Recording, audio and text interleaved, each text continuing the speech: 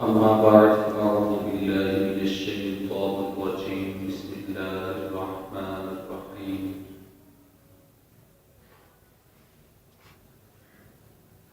مولاي صل وسلم دائما أبدا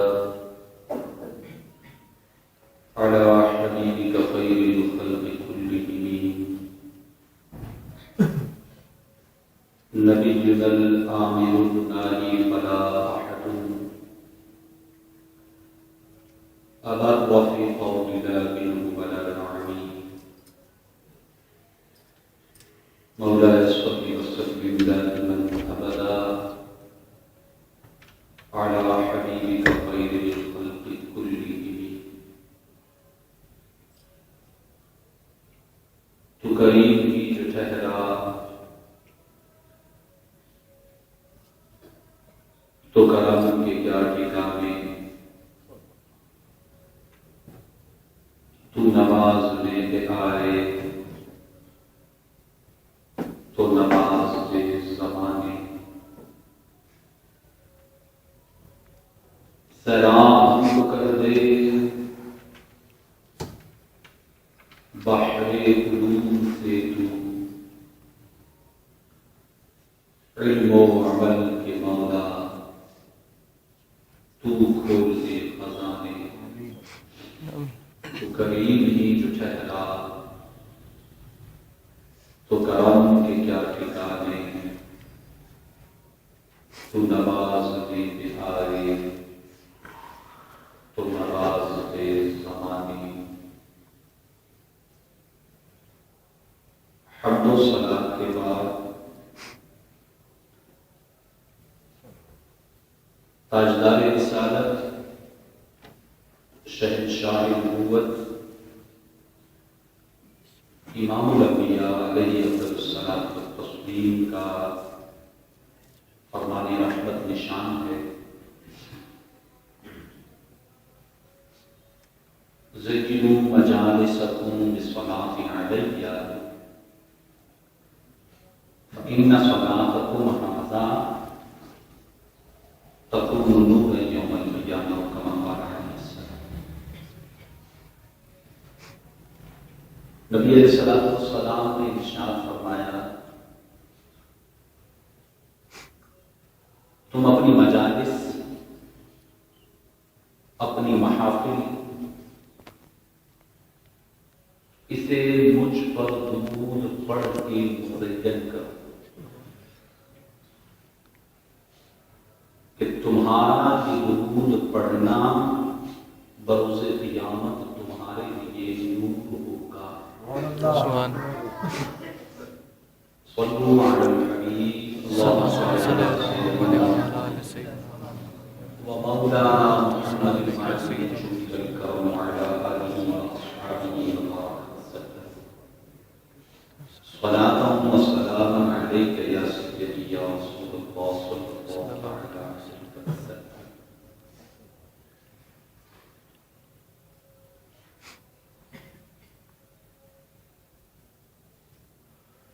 اللہ تبارک و تعالی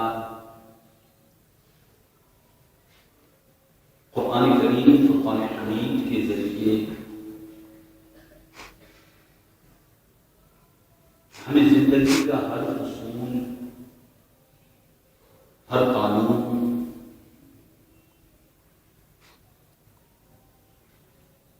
اور زندگی کے بعد کی دنیا کا تذکرہ، سزا و جزا کا ذکر اپنے محبوب علیہ السلام کے توسل سے قرآن میں بالتفصیل بیان کیا۔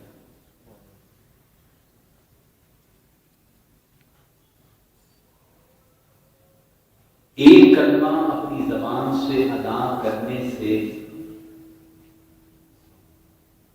اور دل اس کلمے کی تصدیق کرے تو انسان مسلمان ہو جاتا ہے۔ کلمہ طیبہ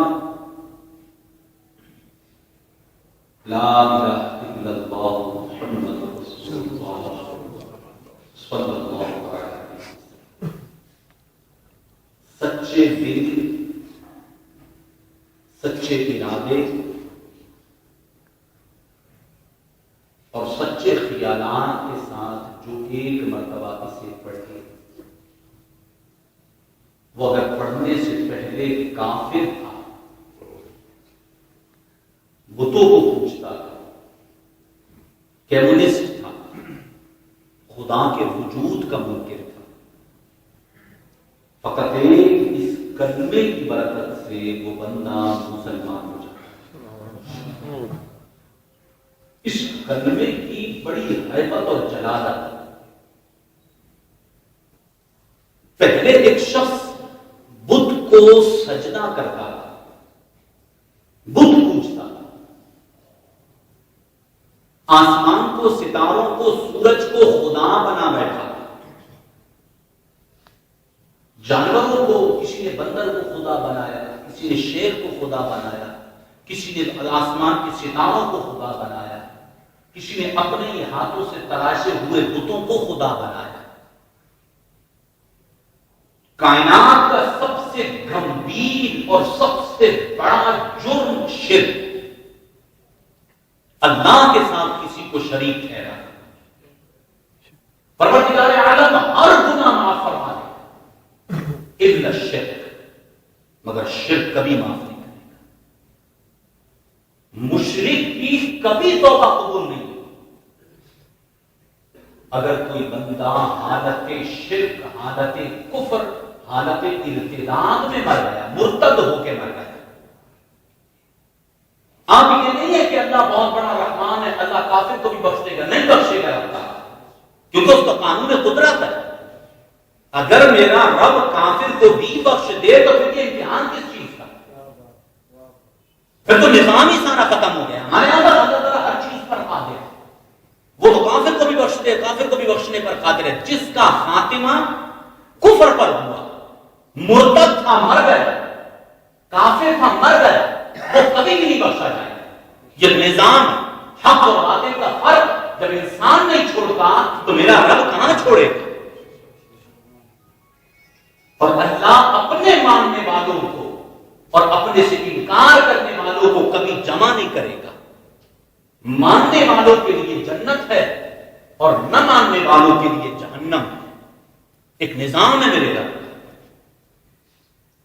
تو جو بندہ صدق دل سے ایک مرتبہ یہ کلمہ پڑھے، اس نے پہلے شرک کیا تھا، پہلے بتوں کی پوجا کی تھی، پہلے اس نے آسمانوں کو، ستاروں کو، سورج کو، پہاڑوں کو، جانوروں کو، درختوں کو، چرندوں کو، پرندوں کو خدا بنایا تھا۔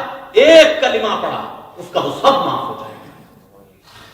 یعنی بڑی طاقت والا ہے کلمہ۔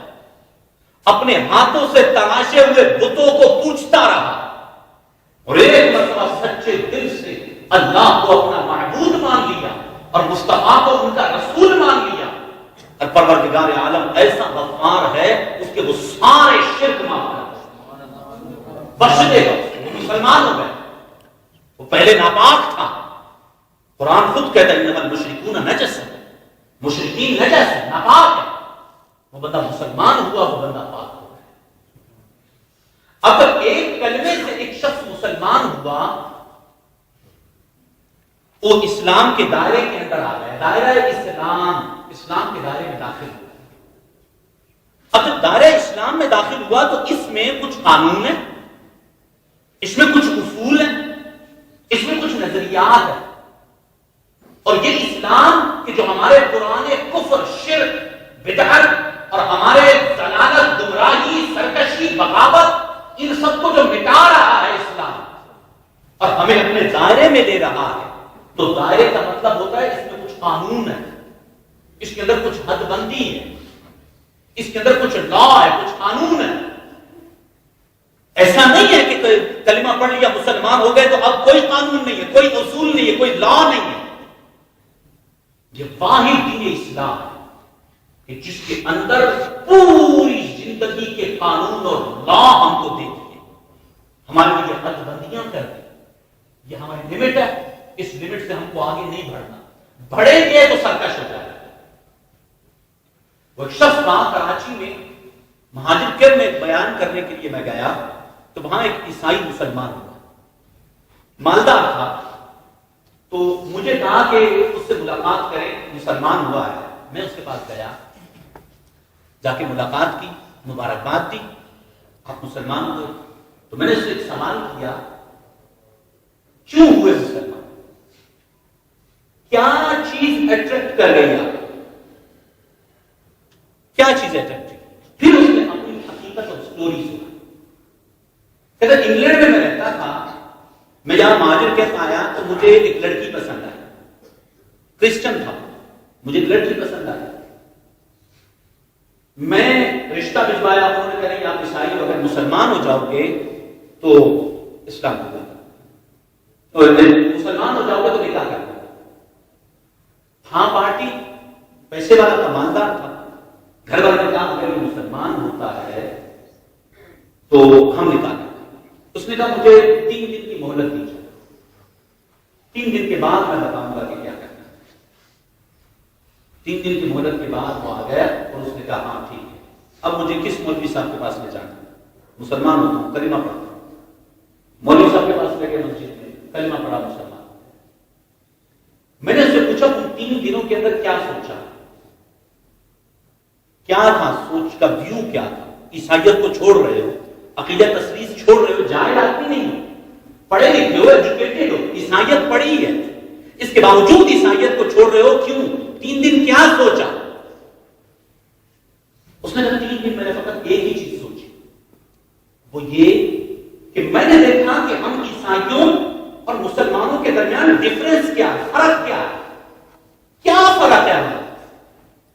جس انداز سے زنا ہم کرتے ہیں ویسے ہی مسلمان کر رہے ہیں، جیسے شراب ہم پیتے ہیں، ہمارے مذہب میں الاؤ اور شراب ہم پیتے ہیں، ویسے یہ لوگ بھی پی رہے ہیں۔ چوری ہے، زناکاری ہے، بدکاری ہے، جتنے بھی گندے کام ہیں ہم بھی کر رہے ہیں، وہ بھی کر رہے ہیں، فرق صرف کلمے کا ہے۔ مسلمان کلمہ پڑھ کے وہ کام کر رہا ہے، ہم بے کلمہ پڑھے کر رہے ہیں، تو چلو کر کے ہی صحیح، یہ سوچا میں کہ چلو مسلمان ہو گیا۔ حالانکہ اس کا وہ نہیں ہے، لیکن بتانے کا اصل مقصد یہ تھا کہ اسلام جب ہم کہتے ہیں نا کہ دائرہ اسلام میں آ ہے، تو دائرہ اسلام کا مطلب ہے کہ اس کی کچھ حدود ہے، اس کی کچھ قیودات ہے۔ اس میں یہ نہیں ہے کہ ہر بندے کو اپنا جیسا دماغ چاہے ویسے ہی عبادت کر لے، وہ بولے عبادت ایسے نہیں ہے، یہ قیام، یہ رکوع، یہ سجود، یوں نہیں، میرا دل چاہتا ہے دوسرے طریقے سے کر لے۔ اس کی کچھ حدود ہے، کچھ قیود ہیں، ایک لمٹ ہے، اس لمٹ سے آگے ہم کو نہیں جانا۔ اسی طرح اس میں ہمیں کس سے تعلقات رکھنے ہیں اور کس سے تعلقات نہیں رکھنے، یہ بھی ہم کو ایک کمپلیٹ چیپٹر ہے جو ہمارے دین نے ہمیں قرآن کے ذریعے دیا۔ اب یہ شدت پسندی، اسے پہلے ہمارے ماحول میں اس کو شدت پسندی کہتے ہیں، حالانکہ یہ شدت پسندی قطعاً نہیں، یہ عین ایمان ہے۔ کیا؟ اب قرآن کریم فرقان حمید کو دیکھیں، قرآن ایک حد بیان کر رہا ہے۔ اللہ تبارک و تعالی ارشاد فرما رہا ہے، بسم اللہ الرحمن الرحیم، لا تجد قوما يؤمنون بالله واليوم الآخر يوادون من حاد الله ورسوله۔ اے نبی علیہ الصلوۃ والسلام، آپ ہرگز ایمان والوں کو ایسا نہیں پائیں گے۔ کیسا؟ لا تجد قوما يؤمنون بالله واليوم الآخر، جو قیامت اور اللہ پر ایمان رکھے۔ اے حبیب، آپ نہیں پاؤ گے ایسے لوگوں کو، کیا کرتے ہوئے نہیں پاؤ گے؟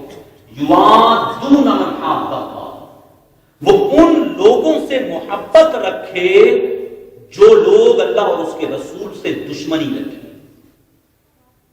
یہ نہیں ہو سکتا۔ اے حبیب، مومن وہ ہو ہی نہیں سکتا کہ وہ مومن اور دوستی اس سے رکھے کہ جو اللہ اور اس کے رسول کا دشمن ہے۔ یہ جب حد دی ہے، لمٹ قرآن دے رہا ہے، یہ سختی قرآن اللہ اور اس کے رسول نے دی۔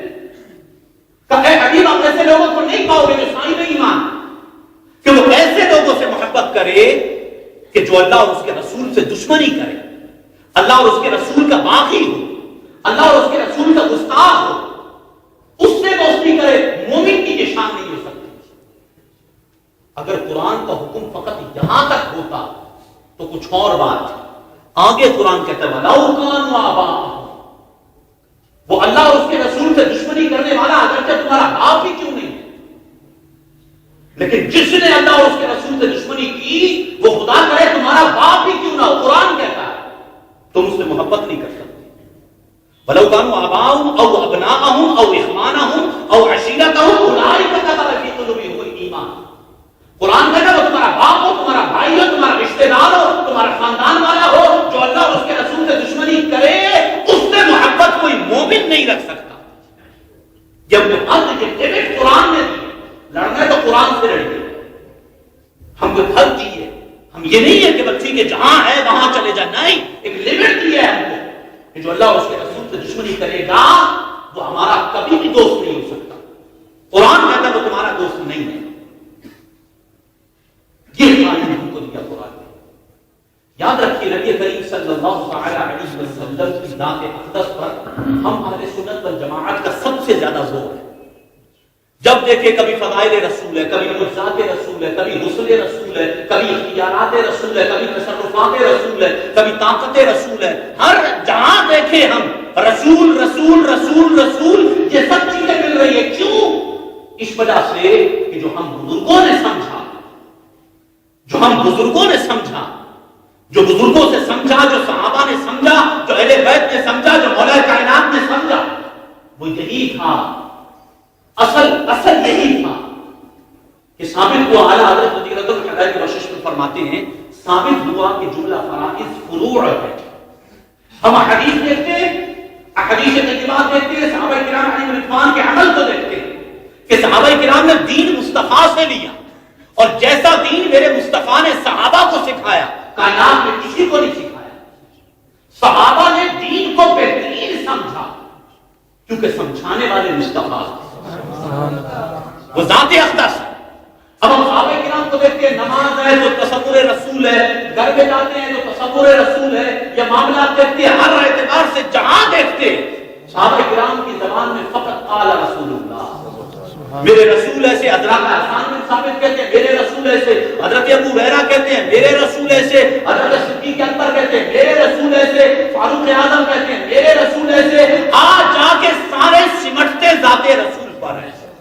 جب ذات رسول پر سب سمٹ جاتے ہیں، اور جب یہ قرآن اور حدیث کے ذریعے ہم نے سمجھ لیا کہ نتیجہ یہ ہے کہ ایمان، اصل ایمان مصطفیٰ کو ماننا ہے. اصل ایمان مصطفیٰ کریم علیہ السلام کو تسلیم کرنے کا نام ایمان ہے. جو رسول لے کر آئے اس کے ماننے کا نام ایمان ہے. یہ ازل سے چل رہا ہے، ازل سے جو ایمان کی ڈیفینیشن چل رہی ہے. ہر دور میں جو رسول آیا، جو لے کر آیا، اس کے ماننے کا نام ایمان کہلایا. رسول توحید لے کر آئے، ہم نے مانا. میں نے پہلے ایک جملے میں عرض کیا تھا، میں نے کہا عقیدہ توحید، وحدت، وحدانیت اور توحید یہ الگ الگ چیزیں. وحدت کا مطلب ہے ایک ہونا، تو ہم مانے نہ مانے وہ رب ایک ہے. وحدانیت کا مطلب ہے ایک ماننا، تو وحدانیت کا اقرار توحید نہیں ہے. اب توحید کیا ہے؟ اللہ کو، اس وحدانیت والی ذات کو، اس یکتا ذات کو توسل رسول سے ماننا، یہ توحید ہے. تو ہر اینگل میں توحید میں ہم ذات رسول کے تک پہنچے.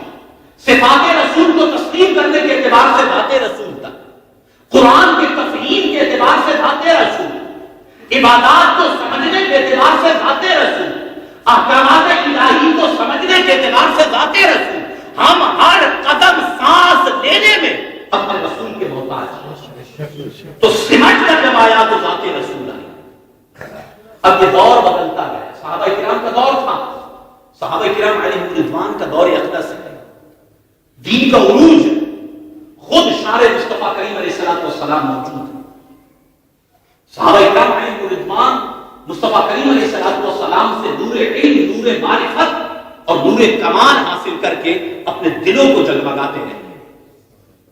نبی کریم صلی اللہ علیہ وسلم کی بارگاہ میں صحابہ کرام نے عرض کیا، یا رسول اللہ صلی اللہ علیہ وسلم، جیسے ہمارا دور ہے، ہمارا معاشرہ، کہ ہم آپ پر اتنا مر مٹ رہے ہیں، آپ سے اتنی عقیدت، الفت اور محبت کا اظہار ہے، یہ دین آج جتنا سر بلند ہے کہ ہم نے اپنی جانوں پر ہم کھیلتے ہیں اس دین کی خاطر. اس دین کو بچانے کے لیے ہم اپنی جانوں پر کھیل جاتے ہیں کہ یہ دین اس طرح قیامت تک سلامت رہے گا. اب امام ابو داؤد سجستانی رضی اللہ تعالی عنہ حدیث نقل کرتے ہیں.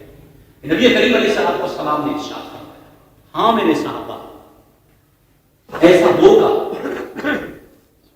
جیسے تمہارے دور کے اندر فتنے آئیں گے. جب میرا ظاہری وصال ہوگا تو فتنے اٹھیں گے, دین کو تباہ کیا جائے گا, دین کے قانونوں کو توڑا جائے گا. لیکن میرے صحابہ یاد رکھیں, اللہ تبارک و تعالی ہر صدی میں, ہر 100 سال کے بعد ایک اپنا مرد قلندر بھیجے گا, ایک شخصیت بھیجے گا, ایک ذات بھیجے گا, ایک پرسنالٹی بھیجے گا. من یجدد لنا دینا, وہ اللہ کا بھیجا ہوا مجدد, وہ اللہ کا بھیجا ہوا نائب, وہ اللہ تعالیٰ کی طرف سے خاص نوازا ہوا شخص میرا امتی. من یجدد لنا دینا, وہ اس دین کو نکھار کے دنیا پر پیش کرتے ہیں. قیامت تک ہر 100 سال کے بعد ایک مرد قلندر ایسا ضرور آئے گا جو اس دین کو بچائے گا, دین کا تحفظ کرے گا, دین کو سنبھالا دے گا, دین کے قانون کو نکھار کے تمہارے سامنے پیش کر دے گا.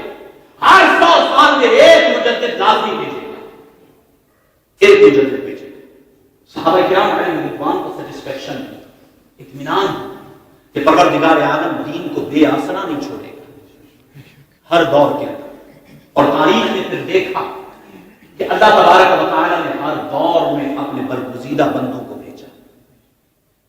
کوئی کبھی کس کی شکل میں, کبھی کس شکل میں, کبھی کس صورت میں, وہ ہر دور میں مجدد آتے تھے, دین کی تجدید کرتے رہے, دین کو نکھار کے پیش کرتے رہے. اور ہر دور کے فتنے ہی کچھ الگ تھے. ایک ٹائم تھا مجدد الفسانی شیخ احمد سرندی رحمۃ اللہ علیہ, آپ کا دور ہے, خلق قرآن کا مسئلہ ہوتا ہے, قرآن مخلوق ہے, ایک فتنہ ہے, دین کے قانونوں کو توڑا جاتا ہے. اکبر جیسا اصغر بادشاہ آتا ہے اور دین الہی کے نام سے ایک الگ دین بنا لیتا ہے. ان سب کو بے نقاب کیا ہے اللہ کے برگزیدہ بندوں نے. یہ ازل سے چل رہا ہے. صدیق اکبر رضی اللہ عنہ, فاروق اعظم, عثمان غنی, مولا مشکل کشا, امام حسن, امام حسین, کربلا کا میدان, حق و باطل کی بہت بڑی جنگ. ہر دور میں مجدد الفسانی شیخ احمد سرندی رحمۃ اللہ علیہ, اس کے بعد امام جلال الدین سیوطی آ جائے, شیخ عبداللہ محدث دہلوی رحمۃ اللہ تعالی علیہ آ جائے. ہر دور میں کوئی نہ کوئی فتنہ ضرور اٹھا کہ جس نے دین کی بنیادوں کو ہلایا, ضرور دین کی بنیادوں کو ہلایا, قانون کو ہلایا, اصول کو چھیڑا. اور پروردگار عالم نے اپنے برگزیدہ بندوں کو ضرور بھیجا. وہ کسی اور روپ میں, کبھی کس کے روپ میں, کبھی کس کے روپ میں, اللہ کی مدد اور دین کے تحفظ کے لیے پروردگار عالم نے اپنے خاص بندوں کو بھیجتا رہا, جو ان برگزیدہ بدعقیدگیوں کو اور دین کی بنیادوں کو ہلانے والوں کے پرچے اڑا گئے. آج ہم انہیں رحمۃ اللہ تعالی علیہ کے نام سے یاد کرتے ہیں, ہم ان پر درود, ہم ان پر رحمت بھیجتے ہیں, عقیدت و محبت ہے. لیکن یہ بات تاریخ اس بات کی گواہ ہے کہ دور جب آتا ہے, یہ قریب کا دور آتا ہے کہ جہاں پر ہندوستان جیسے شہر میں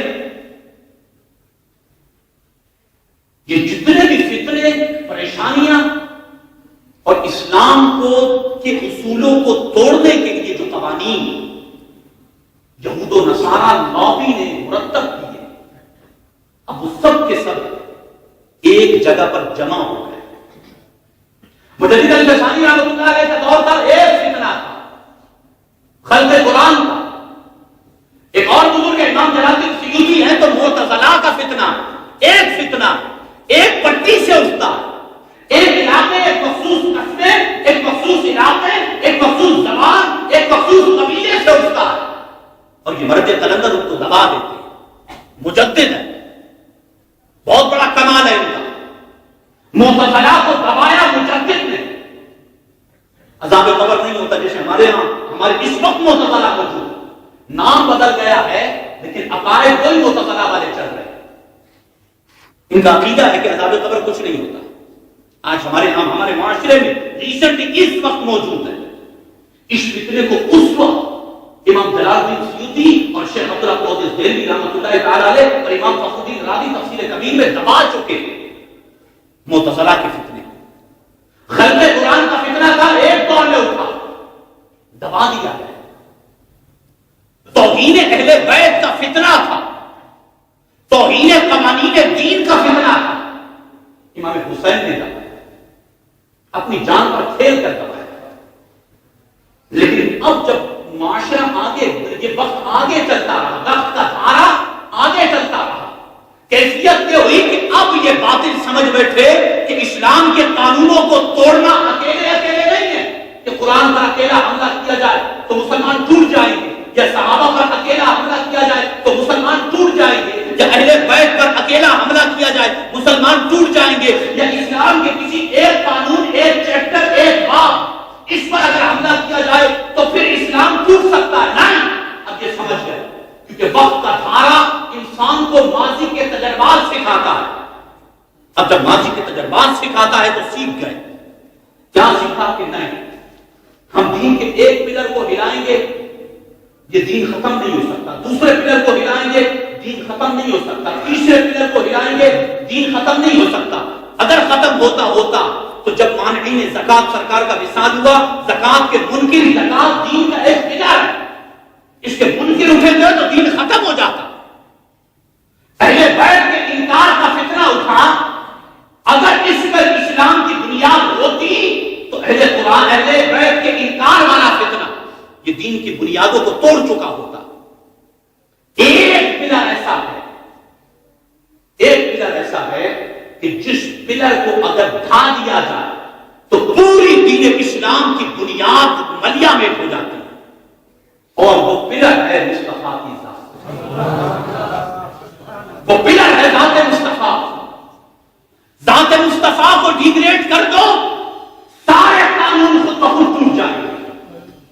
ذات مصطفیٰ میں عیب نکال دو، صحابہ میں عیب آ جائے گا. ذات مصطفیٰ کو مجبور بنا دو، قرآن میں مجبوری آ جائے گی. ذات مصطفیٰ کو ڈیگریڈ کر دو، قرآن، نماز، احکام، یہ سارے قانون خود ٹوٹنا شروع ہو جائیں گے. ایک ذات مصطفیٰ کو ڈیگریڈ کرو، پھر وہ وقت آیا کہ جس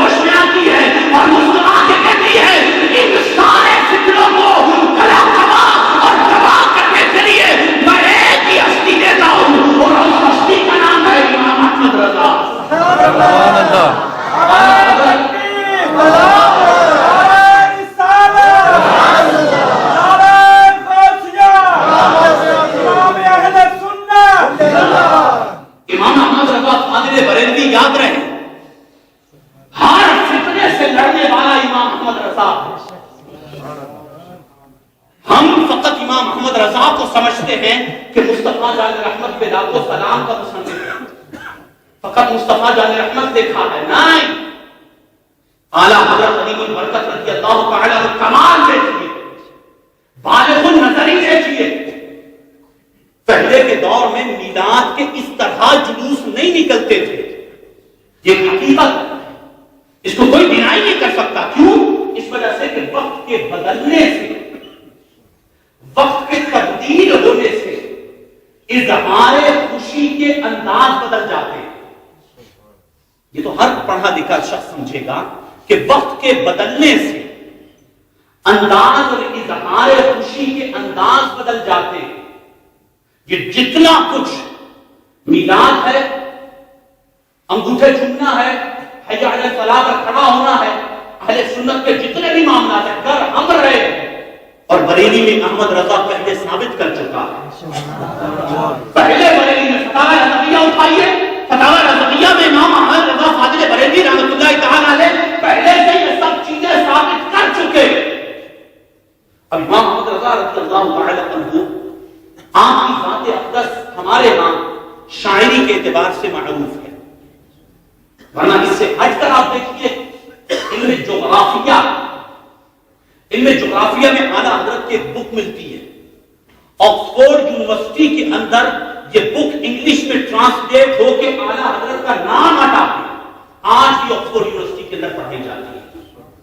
علم التوقیت کے اندر، علم النجوم اور علم الافلاک کے اندر، انگلینڈ کے اندر جو سب سے پیک پر لاسٹ بک پڑھائی جاتی ہے، جس سے بالکل وہ فارغ التحصیل پڑھا لکھا فائنل ایئر جو ہوتا ہے، فائنل ایئر کی جو بک ہے علم التوقیت، اس علم التوقیت کے حوالے سے علامہ ظفر الدین بہاری رحمۃ اللہ علیہ اعلیٰ حضرت رضی اللہ عنہ کے خلیفہ تھوڑا سا ٹائم نکال کے اعلیٰ حضرت نے ان کو کچھ اصول سکھائے اور ان اصولوں کو جمع کر لیا. اس وقت انگلینڈ کے اندر علم التوقیت پہ سب سے آخری بک یعنی زبدۃ التوقیت پڑھائی جاتی ہے. علم کا میراث اعلیٰ حضرت رضی اللہ تعالیٰ عنہ کی ذات. علم ریاضی دیکھے، علم اصول فقہ دیکھے، علم المعرفت دیکھے، علم الفلکیات دیکھے، علم النجوم دیکھے، جتنے علوم ہیں 72 علوم کے بارے میں ڈاکٹر مسعود تحقیقات امام محمد رضا فاضل بریلوی رحمۃ اللہ علیہ 72 علوم گنائے آپ نے کہ 72 علوموں پر دسترس اور مہارت اور ان کا امام ہے امام محمد رضا. وہ شخصیت فقط اگر وہ دیکھیں نا صلاۃ والسلام کے حوالے سے تو آپ حیران ہوں گے صلاۃ والسلام کے حوالے سے کہ اعلیٰ حضرت رضی اللہ تعالیٰ عنہ نے اس صلاۃ والسلام جو ہم مصطفیٰ جان رحمت پہ لاکھوں سلام پڑھتے ہیں اس کے 171 شعر لکھے، 171 شعر لکھے، اور ہر شعر کے نیچے اگر نکالنے کی کوشش کی کئی ایسے اشعار جو ہمارے یہاں پڑھے جاتے ہیں ان کو نکال، ہر شعر کے پیچھے ایک حدیث موجود ہے. ہر شعر کے پیچھے ایسے بہت کم شعراء ہوتے ہیں کہ جن کے اشعار کے پیچھے کوئی حدیث رسول ہوتی ہے، کوئی فرمانے کی صحابی یا فرمانے اہل بیت ہوتا ہے. 171 شعر لکھے اور آخری شعر ہم تو بڑے آسانی سے پڑھ کے چلے جاتے ہیں، جو آخری شعر اعلیٰ حضرت 171 شعر لکھے اس مصطفیٰ جان رحمت میں لاکھوں سلام کی. 171 شعر لکھنے کے بعد اعلیٰ حضرت آخر میں کیا کہتے ہیں؟ ہر شعر اپنے کمال پر ہے. بارگاہ مصطفی صلی اللہ علیہ وسلم میں یہ سلام اتنا مقبول ہے، اس کا اندازہ جو لگائیے کہ دنیا میں جہاں سنی ہے وہاں ان کی مسجدوں میں مصطفیٰ جان رحمت ہوتا ہے. بارگاہ مصطفیٰ میں مقبولیت کی علامت ہے. کوئی جانتا نہیں جانتا احمد رضا کو، اس کا سلام ضرور جانے گا. اور آخر میں 171واں شعر جو مقطع آپ نے لکھا، ہم تو پڑھتے ہیں کہ مجھ سے خدمت کے قدسی کہیں ہاں رضا مصطفیٰ جان رحمت پہ لاکھوں سلام، فقط ہم یہ پڑھتے ہیں. اس کو سمجھیے 170 شعر لکھ چکے، 170 شعر اور سارے علمی، اتنے علمی کہ اگر وہ شعروں کی اگر شرح کرنی شروع کر دیں تو ایک ایک شعر پہ ایک جمعہ ہوتا ہے، ایسے ڈیٹیل کے ساتھ ہے. اب جیسے ہم پڑھتے ہیں نا غوث اعظم امام التقا بنو کا جلوہ شان قدرت پہ لاکھوں سلام، اب ہم سمجھتے تو ہیں نہیں. غوث اعظم امام التقا، یہ تقا اصل میں تقی سے نکلا. تقی اس کو کہتے ہیں کہ جس کا ظاہر شریعت پر بھلا ہو وہ تقی ہے. اور نقا نقی سے نکلا ہے. اور نقی کا مطلب ہے جس کا باطن پاک ہو, جس کا باطن من پاک ہو وہ نقی ہے. اور جس کا ظاہر شریعت پر بھلا ہے وہ تقی ہے. اعلیٰ حضرت کیا فرماتے ہیں؟ غوث اعظم پیران پیر دستگیر غوث اعظم امام التقا جن کا ظاہر پاک ہے ان کا بھی امام غوث اعظم ہے. اور جن کا من پاک ہے, جن کا اندر دل قلب من پاک طیب و طاہر ہے, ان کا امام بھی غوث اعظم ہے. تو غوث اعظم امام التقا تقوی والوں کے امام, نقا نقی والوں کے امام. غوث اعظم امام التقا والنقا جلوہ شان قدرت پہ لاکھوں سلام. کہ ایسی ذات کیسے ہو سکتی ہے جو تقیوں کا بھی امام ہو, جو نقی کا بھی امام ہو, جس کا ظاہر پاک اس کا بھی امام غوث اعظم, اور جس کا باطن پاک اس کا بھی امام غوث اعظم. تو جب یہ سب کہتے ہیں تو پھر یہی کہیں گے کہ غوث اعظم ہے. تو غوث اعظم ایک جملہ کہے کہ فقط یہ غوث اعظم نہیں, اللہ کی قدرت کا کرشمہ ہے. غوث اعظم امام التقا والنقا جلوہ شان قدرت پہ لاکھوں سلام. یہ سارے 170 شعر لکھ لیے. لکھنے کے بعد میرا امام کہتا ہے جس ذات کے لیے یہ شعر لکھے, بارگاہ مصطفیٰ کے لیے سلام لکھا ہے, یہ سارے لکھ کے دربار مصطفیٰ فرمائے. جب یہ شعر اعلیٰ حضرت کے سلام لکھ رہے تھے تو گنبد خضرا کی طرف مدینہ طیبہ کی طرف رخ کیا اور کھڑے ہو کے یہ شعر کہا. کیا یا رسول اللہ صلی اللہ علیہ وسلم, شعر میں نے سلام آپ پر لکھ دیا. اب قیامت کا دن ہوگا, قیامت کے دن سارے گناہگار سیاکار اللہ کے غضب کے سامنے ہوں گے, اللہ کے غضب, اللہ کے قہر و جلال کے سامنے ہوں گے, اعمال بد کا خمیازہ بھگت رہے ہوں گے.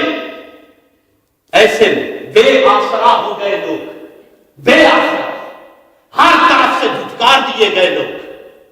محشر کا منظر سارا اپنے سامنے رکھیں, کہیں کوئی سنوائی نہیں ہوگی. ایک ایک امید کا چراغ بجھ جائے گا. اور اس مایوسی کے عالم میں جب مصطفیٰ اپنا وہاں کا چہرہ چمکاتے محشر میں آئیں گے, حضور جب محشر میں آئیں گے تو اعلیٰ حضرت فرماتے ہیں یہ سارے شعر میں نے لکھے, فقط آرزو یہ ہے کہ جب محشر میں مصطفیٰ جلوہ گر ہو تو حضور فرشتوں سے کہیں, قدسیوں سے کہیں, کیا کہیں کہ کہاں ہے احمد رضا. اس نے مجھ پہ سلام دیکھا تھا, کہاں ہے احمد رضا. قدسیوں میرے رضا کو کہو کہ آج پڑے مصطفیٰ جان مجھ سے خدمت. اب سمجھیے, مجھ سے خدمت کے قدسی فرشتے, مجھ سے خدمت کے قدسی کہے ہاں رضا. اب پڑھ ذرا, مجھ سے خدمت کے قدسی کہے ہاں رضا. پڑھ اب ذرا مصطفیٰ جان رحمت کے دامن. ایک ایک شعر, ایک ایک نعت آپ دیکھیے. پہلا جب یہ حضور کی ذات پر گستاخیاں اور بے ادبیاں شروع ہوئی اور اعلیٰ حضرت اس نقطے کو بچپن سے سمجھ گئے کہ ایمان کا مرکز مصطفیٰ ہے, ایمان کی جان مصطفیٰ ہے, ایمان کا کمال مصطفیٰ ہے, ایمان کی روح مصطفیٰ ہے, ایمان کی جان اور ایمان کی رنگینی اور ایمان کا نور مصطفیٰ کی محبت ہے. تو پہلا شعر لکھا, اگر شاعری میں لکھے تو پہلا شعر اعلیٰ حضرت فرماتے ہیں کہ پہلا شعر آپ نے لکھا, واہ کیا جود و کرم ہے شہ بدھا تیرا, نہیں سنتا ہی نہیں مانگنے والا تیرا. وہاں بڑے بڑے بادشاہوں کے دروازے تھے, وہاں سے بڑے بڑے سائنوں کو دیکھا کہ وہاں سے نہ ہو گئی کہ نہیں میرے بس کا کھیل نہیں, میں نہیں دے سکتا, میں نہیں دے سکتا, میں نہیں دے سکتا, میں نہیں دے سکتا. یہ جواب ہر بادشاہ کی بارگاہ سے ملا ہے. واحد بارگاہ یا رسول اللہ آپ کی ہے. واہ کیا جود و کرم ہے شہ بدھا تیرا, نہیں سنتا ہی نہیں مانگنے والا تیرا. اور دھارے چلتے ہیں عطا کے, دھارے چلتے, دریا نہیں چلتے, تیز دھارے چلتے ہیں عطا کے. وہ ہے قطرہ تیرا,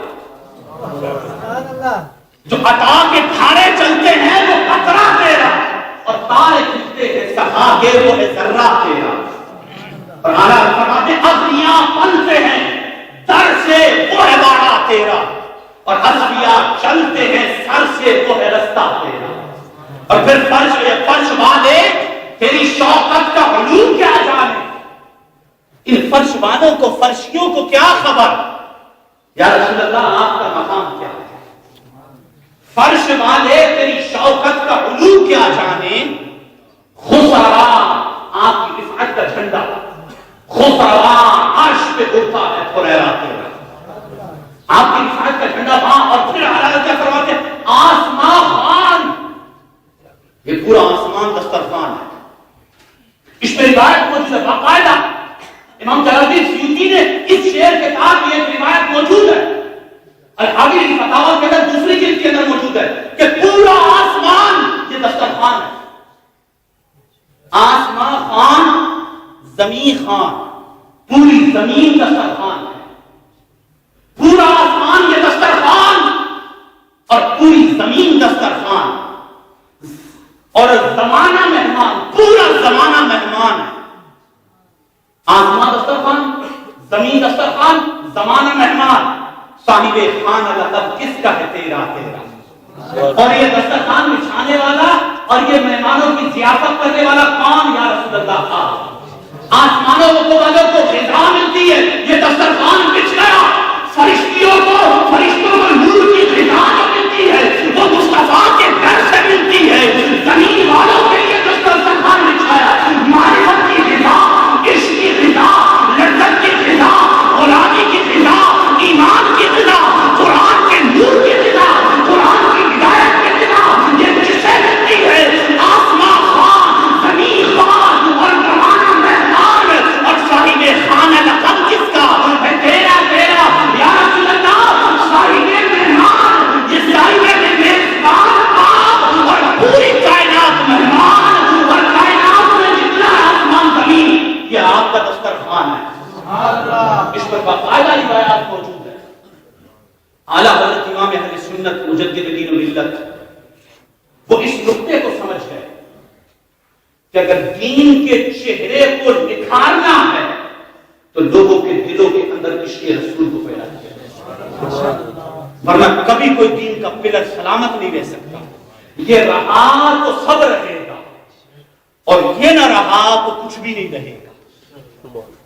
یہ ہم کو پیغام دیا، پیغام رضا، یہ پیغام صحابہ، پیغام اہل بیت، پیغام قرآن، پیغام حدیث، پیغام صدیق اکبر، فاروق اعظم، عثمان غنی، سب کا پیغام یہی ہے کیا کہ مصطفیٰ کے دامن اقدس کو کبھی نہ چھوڑو، جہاں ملے مصطفیٰ کا تذکرہ ضرور کرتے رہنا، کیونکہ یہی ہے ہمارا اصل ایمان۔ جب یہی ہمارا اصل ایمان ہے تو اعلیٰ حضرت عظیم البرکت رضی اللہ تعالیٰ عنہ کی ذات اقدس 25 صفر المظفر آپ کا یوم وصال ہے، 25 صفر المظفر 1340 سنے ہجری، بمطابق 28 اکتوبر 1921 میں اعلیٰ حضرت رضی اللہ تعالیٰ عنہ اس دار فانی سے رخصت فرما گئے، اور 14 جون 10 شوال المکرم کو اعلیٰ حضرت کا یوم ولادت ہے۔ یہ وہ رضا ہے کہ جن کے صدقے آج ہم پاک و ہند کے اندر لوگ سنی ہیں، سرکار کی محبت کا دم بھرتے اپنے ان محسنوں کو کبھی نہ بھولیں، اور اعلیٰ حضرت کا وہ واقعہ ہمیشہ یاد رہے، ہمیشہ ہم لوگوں کو یاد رہے کہ ایمان یہ سارا روح جو ہے وہ علاقہ نان پارا کا ایک علاقہ تھا، وہاں کا رئیس تھا، لوگوں کو بہت نوازتا تھا۔ پہلے شعراء شاعری ہوتی تھی، بادشاہوں کے قصیدے لکھے جاتے تھے، تو لوگ اس نان پارا علاقہ، نان پارا اس کے بادشاہ رئیس کے لیے قصیدے لکھ رہے کہ اس سے کچھ ملے گا۔ اعلیٰ حضرت بھی اس دور میں بڑے شاعروں میں سے تھے، تو آپ سے بھی کہا کہ آپ بھی قصیدہ لکھیں۔ اعلیٰ حضرت رضی اللہ تعالیٰ عنہ نے کاغذ قلم اٹھایا، سرکار صلی اللہ علیہ وسلم کی نعت، کمال حسن حضور ہے کہ گمان نفس جہان، یہ بڑی نعت اعلیٰ حضرت نے تب لکھی، آخر میں مقطع لکھا۔ یہ مقطع آج کا محاسن سمجھ لیجیے، نان پارا علاقہ تھا، اس کے علاقے کے رئیس کے لیے لکھنا تھا، آج کا محاسن، جمعے کا محاسن یہ ہے کیا؟ اعلیٰ حضرت نے اس کے مقطع میں لکھا کروں مدح اہل دول رضا، میں دنیا داروں کی تعریف کروں، دنیا داروں کا قصیدہ پڑھوں، کروں مدح اہل دول رضا، پڑے اس بلا میں میری بلا، نعت ہے آخر میں قصیدہ ہے، کروں مدح اہل دول رضا، پڑے اس بلا میں میری بلا، میں گدام اپنے کریم کا، میں گدام اپنے کریم کا، میرا دین پارائے نام ہے، نام پارا کو الٹا کر دیا، پارائے نام ہے، میرا دین روٹی کے ٹکڑوں پر پلنا ہے، میرا دین کبھی بھی روٹی کے ٹکڑوں پر پلنا ہے۔ ہم ہر معاملے میں کمپرومائز کریں۔ میں نے جیسے اسٹارٹ میں کہا کہ جب ہم دائرہ اسلام کے اندر آ گئے تو اس کی کچھ حدود ہیں، کچھ قیودات ہیں، قرآن نے ہم کو کچھ حدود و قیود دی اور ہمیں ایک پوائنٹ پہ لا کے جمع کر دیا کہ ذات مصطفیٰ پر کوئی کمپرومائز نہیں۔ اور الحمدللہ یہاں آج دنیا کے اندر جتنی رنگینیاں ہیں یہ سب کچھ ہے، یہ صدقہ مصطفیٰ ہے، حضور کی ذات کا صدقہ ہے۔ حضور ہیں تو ہم ہیں، حضور نہ ہوتے تو ہم کبھی نہ ہوتے، یہ سب کچھ میرے آقا کی وجہ سے۔ تو میرے آقا کا میلاد قریب سے قریب آ رہا ہے، بہت قریب آ رہا ہے میرے آقا علیہ الصلوۃ والسلام کا میلاد۔ اور یاد رہے کائنات کے اندر بہت سی خوشیاں ہیں، بہت سی خوشیاں سیلیبریشن کے دن ہے، دین ہے بھی ہم نے خود بھی بنایا، سیلیبریٹ کرتے ہیں، لیکن یاد رہے ہمارے وجود اور ہمارے بلڈ خون جسم اور روح کے ذرے ذرے کے مالک ہیں رسول، ہمارے آقا وہ ہمارے مالک ہیں، یہ بات یاد رکھیں، وہ ہمارے مالک ہیں، اللہ تبارک و تعالیٰ خالق ہے، کریٹر رب، اور بنایا ہم کو مصطفیٰ کا غلام ہے، یہ سب کچھ رسول کا ہے۔ تو میلاد النبی صلی اللہ علیہ وسلم قریب آ گئے۔ ہم اس سے پہلے کہ چاند نظر آئے ہم اٹھیں اور ہمیں ہوش آئے کہ ہمارا ربیع الاول آ گیا ہے، تو آپ لوگ جس کی جو تنظیم ہے، بزم ہے، علاقے ہیں، گھروں میں جس انداز سے یاد رہے، جس انداز سے بھی ہو، اپنے آقا کا میلاد ضرور منائیں گے نا انشاءاللہ، اور واقعی ایسا منائیں، یہ حجاب یہ سب چیزیں یہ سب دنیا کے لیے رہے، حضور کی ذات پر کوئی حجاب نہیں۔ کیوں؟ حضور کی ذات وہ، اب سنیے گا، حضور کی ذات وہ کہ جس کا ہم میلاد منائیں گے، جس کا ہم تذکرہ کریں گے، حضور کی ذات وہ ہے کہ جس کی ثنا خود حضور کے سامنے حسان بن ثابت نے کی، جس کی ثنا خود جبریل نے کی، جس کی ثنا خود صدیق اکبر نے کی، جس کی ثنا، جس کی تعریف اور جس کی نعت اور جس کی مدح خود مولانا جامی نے بھی کی ہے۔ اور یاد رہے یہ جتنے بزرگ ہیں، یہ سارے جتنے بزرگ ہیں، ہم ان کا تقدس اور ان سے محبت کرتے ہیں فقط اس وجہ سے کہ میرے مصطفیٰ کے مدح خواں ہیں، میرے مصطفیٰ کی تعریف کرنے والے۔ مولانا جامی کو بہت بڑا عاشق کہتے ہیں، کیوں؟ مصطفیٰ کے در کا غلام۔ مولانا حروم کا نام بڑے ادب سے لیتے ہیں، کیوں؟ مصطفیٰ کے در کا غلام ہے۔ حافظ شیرازی کا نام بڑی محبت سے لیتے ہیں، کیوں؟ مصطفیٰ کے در کا غلام ہے۔ جب سارے مصطفیٰ کی ثنا کر رہے ہیں، جب سارے مصطفیٰ کی مدحت کر رہے ہیں، اور جب سارے مصطفیٰ کی تعریف کر رہے ہیں، تو پھر اعلیٰ حضرت امام اہل سنت رضی اللہ تعالیٰ عنہ ارشاد فرماتے ہیں، آپ نے اس میں ہدایت بخشش میں جب یہ سارا ایک نعت شریف میں پورا منظر کشی کی اور پھر آخر میں کہتے ہیں اے رضا، یہ سارا جامی، رازی، سہیل رومی سب کو لے کر آئے اور آخر میں ایک جملے پر بالکل اہم حدیث سے آگے ہو نہیں سکتا، وہ کیا؟ اے رضا خود صاحب قرآن مداح حضور۔ قصہ ہی ختم ہو گیا، اے رضا خود صاحب قرآن مداح حضور، تجھ سے پھر ممکن ہے کب مدحت رسول اللہ؟ ارے جب اس کی مدحت ذات کی مدحت خود خدا کر رہا ہے تو اے رضا تو کہاں، جامی تو کہاں، سہیل رومی تو کہاں، یہ سارے شعراء تم سب گئے، کیوں؟ کیونکہ اس کالی کملی والے کی تعریف خود خدا کر رہا ہے، تو اس کی مدح خوانی تو خود پروردگار عالم کر رہا ہے، ہم نے اس کا میلاد منانا ہے۔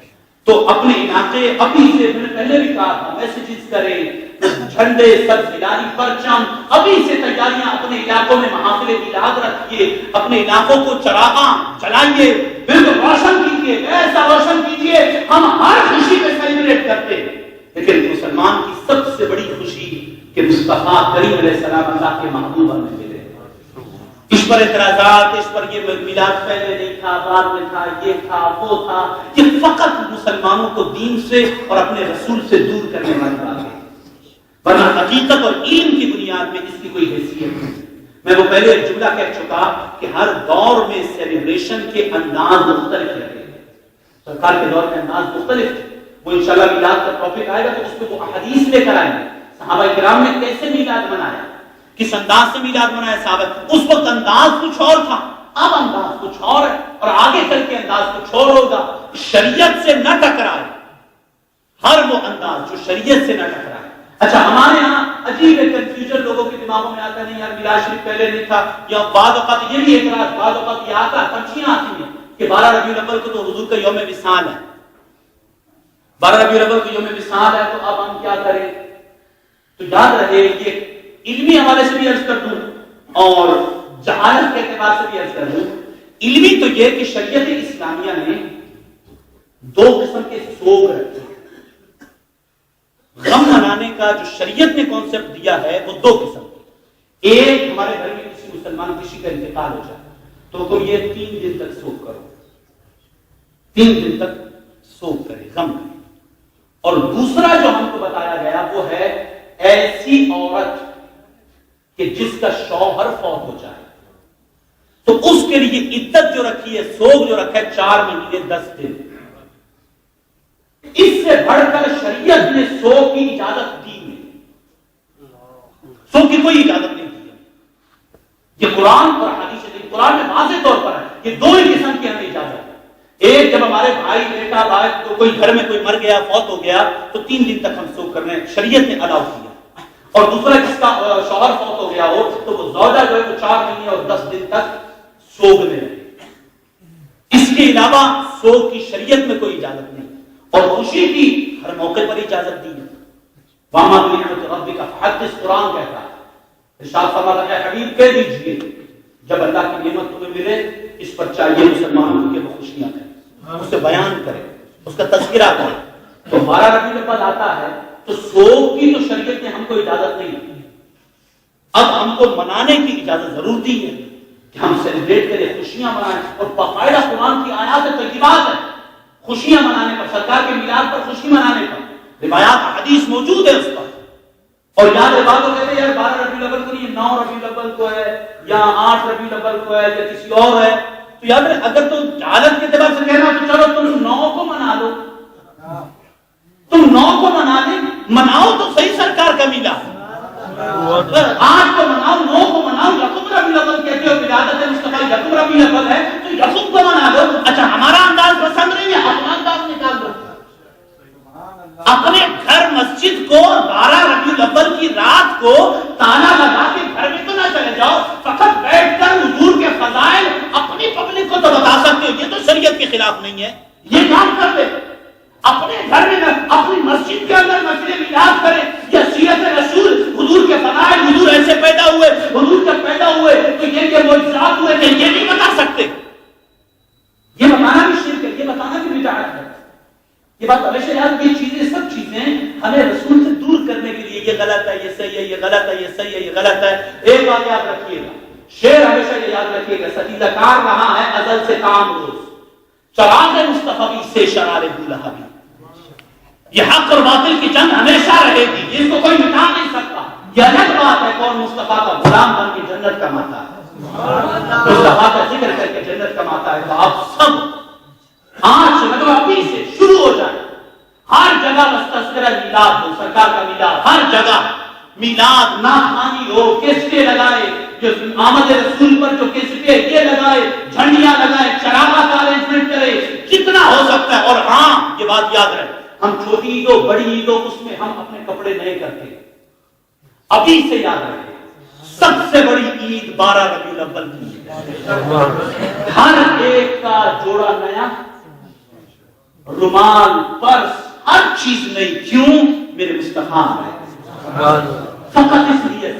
اب سوچیں، یقین مانیں، یہ سارے شرک بدعت کے فتوے جتنے لگتے ہیں ہمیں مصطفیٰ کی غلامی میں سب قبول ہے، لیکن ہم نے منانا اور ایسا منانا. ایک یہ ہم نے سیلیبریٹ کرنا، منانا اور ایسا منانا کہ پتہ چلے کہ مصطفیٰ کے غلاموں نے منایا اور ساتھ ساتھ مصطفیٰ کی سیرت پر عمل. فقط یہ نہیں کہ میلاد شریف آتا ہے تو ہم دونوں اڑ جاتے ہیں، لیکن سیرت پر عمل میں سچ بولیے. حضور پیدا ہوا ہے، سرکار کی ولادت کا دن ہے، یہ 12 ربیع الاول آ رہا ہے. ہم جھوٹ چھوڑ دیں گے، میرے مصطفیٰ نے دغا بازی چھوڑ دیں گے، دھوکہ دینا چھوڑ دیں گے، غیبتیں کرنا چھوڑ دیں گے، مسلمانوں کو لڑانا چھوڑ دیں گے، رشتے توڑنا چھوڑ دیں گے. فقط کس لیے؟ حضور آ رہے ہیں. پتہ نہیں ہمارا کون سا گناہ چھوڑنا اس لیے سے کہ یار میرے آقا کے میلاد کا دن آ رہا ہے، ہم اس کو چھوڑ دیتے. پتہ نہیں کون سی ادا رسول کو پسند آ جائے، کون سی ادا پسند آ جائے اور اس ادا کے صدقے مصطفیٰ ہمیں مدینے میں بلا دے. کوئی بعید نہیں، اس ذات سے کوئی بعید نہیں، وہ بلا سکتی ہے. ہم پاک ہوں، وہ دور نہیں ہے، ہم دور ہیں. وہ تو آج بھی ہمارے قریب ہے. تو میلاد شریف منائیے، ایسا منائیے کہ واقعی جیسے پتہ چلے کہ مصطفیٰ کریم علیہ السلام کے غلاموں نے میلاد منایا ہے. یہ کچھ اعلانات ہیں کہ اراکین انجمن خدام المسلمین کا اجلاس کا سلسلہ میلاد النبی کو شاعر شان طریقے سے منانے کے لیے جمعے کے بعد، یعنی ابھی جمعہ نماز کے بعد صلاۃ والسلام کے بعد تمام اراکین انجمن خدام المسلمین اس میں شرکت فرمائیں. دوسرا، اگر کسی شخص کا تعلق لائٹنگ وغیرہ سے اگر کسی کا تعلق ہو تو وہ ہم سے رابطہ کرے، کیونکہ الحمدللہ ہم یہ پورا محلہ ساتھ مسجد اس کو ہم سجاتے ہیں. کسی کا جاننے والا یا کوئی ہے ویسے آپ لوگ میں سے کوئی ہو وہ صلاۃ والسلام کے بعد مجھ سے رابطہ کر لے. اور تمام اہل سنت کی جماعتیں، تنظیمیں اور انجمنوں کا اجلاس بعد از نماز ظہر اتوار کے دن، آج جمعہ ہفتہ اتوار کو ظہر کی نماز کے بعد انشاءاللہ عز و جل اسی مسجد میں تمام اہل سنت و جماعت کی تنظیمیں، بزمیں، انجمنیں، ان سب کا اجلاس جو ہے وہ اس میں انشاءاللہ اتوار والے دن ظہر کی نماز کے بعد یہ اجلاس ہوگا. اس میں ضرور شرکت کیجیے گا، جتنی بھی تنظیمیں ہیں، بزمیں ہیں، اور پریکٹیکلی ورک کر کے، یہ نہیں کہ بس تو اٹھے تو اٹھ کے آگے نہیں، اپنے علاقے، اپنی بزم، اپنی تنظیم، اپنی انجمن، اس میں ورک کر کے، ان کی میٹنگ کر کے اس میں ایک لائے عمل جو بھی ہے جس حوالے سے ہے وہ طے کرے. الحمدللہ رب العالمین، ہر سال انجمن خدام المسلمین کو یہ سعادت ملتی ہے اللہ اور اس کے رسول کی طرف سے کہ ہم اس میں یہ اس کا انتظام انشراح کر کے، یہ فقط بارگاہ مصطفیٰ سے ہے. آج ہم ہیں، کل کوئی اور ہو سکتا ہے، یہ بات یاد رہے. آج ہم اس منصب کی کہ اللہ تعالیٰ ہم سے ہمارے مصطفیٰ کے میلاد کا کام دے رہا ہے، یہ بہت بڑی سعادت ہے. کوئی یہ نہ سمجھے کہ میں پیچھے ہٹ گیا، یعنی میں اگر نہیں ہے یعنی میں نہیں کر رہا، ہوتا ہے یا ہوتا نہیں، میں نہیں کر رہا. وہ یہ اس چیز سے ڈر جائے کہیں ایسا تو نہیں کہ بارگاہ مصطفیٰ سے میری جگہ کسی اور کو منتخب کر دیا. اور عہدے پر یہ چیز نہیں ہوتی. عہدے پر عام کارکن سب سے زیادہ، ہمارے جو اسکاؤٹ ہے یہ سب سے زیادہ کام کرتے ہیں. جلوس میں تو آتے ہیں، وہ بڑی محبت سے آتے چلے جاتے ہیں. یہ پیچھے یکم ربیع الاول سے 12 ربیع الاول تک انتظام، معاملات، رات دن میٹنگ، کارڈ، یہ سب چیزیں کرتے ہیں. یہ پرووائڈ کر رہے ہیں کہ ہم احسن طریقے سے جلوس میں شریک ہو سکیں اور بڑے منظم طریقے سے اپنے علاقوں کی میٹنگ وغیرہ کر کے فائنل جو بھی کمیٹی سے آپ کے مشورے ہیں وہ سارے مشورے لکھ کر لائیے، پیپر ورک کر کے لائیے تاکہ میٹنگ کا کوئی فائدہ بھی ہو. ہم آتے ہیں یہاں پہ بیٹھ گئے، بس ٹھیک ہے یہاں فارمیلٹی کے طور پر ہو گیا، نہیں. حالات، کنڈیشن، ان معاملات کو مد نظر رکھتے ہوئے جتنا زیادہ ہم سیکیور کر سکیں اور جتنا زیادہ انتظامیہ کے حوالے سے کسی کا کوئی بھی تعلق ہے کسی بھی اعتبار سے، وہ ضرور تعاون کرے، وہ ضرور آئے، مشورہ دے کہ یوں نہیں یوں کر لیں تو اچھا ہو جائے گا، اس حوالے سے سیکیور کر لیں تو اچھا ہو جائے گا. بعد میں مشورہ دینا کہ کوئی اللہ نہ کرے کیونکہ ایسا معاملہ ہو گیا، اور بعد میں یہ یار میں اگر یہ مشورہ دے دیتا تو ہو سکتا ہے یار اس پر عمل ہو جاتا اور ایسا معاملہ نہ ہوتا. تو ہم نے سیلیبریٹ کرنا ہے اور انشاءاللہ عز و جل کرنا ہے. تو اس میں اتوار والی جو میٹنگ ہے، جو تمام اہل سنت کی بزمیں، انجمنیں، آپ لوگ پیغام بھی دے دیجیے گا اور جو موجود ہیں وہ ویسے سن رہے ہیں. تو اتوار کو انشاءاللہ ظہر کی نماز کے بعد کی میٹنگ ہوگی تو اس میں ضرور پریکٹیکلی برق کے ساتھ شرکت کیجیے، اور لائٹنگ کے حوالے سے اپنے علاقوں میں چراغا کرنے کے لیے ٹھیکہ دیجیے کسی سے، کوئی اپنا ہے جاننے والا تو اس میں وہ کیجیے کہ انشاءاللہ عز و جل اللہ تبارک و تعالی ہم سب کو خیر و عافیت دنیا بھر میں جہاں کہیں بھی مصطفیٰ کے غلام ہیں، اللہ تعالیٰ تمام جلوس اور محافل میلاد اور عاشقان رسول ان سب کی غیب سے مدد فرمائے، آمین بجاہ نبی صلی اللہ علیہ وسلم۔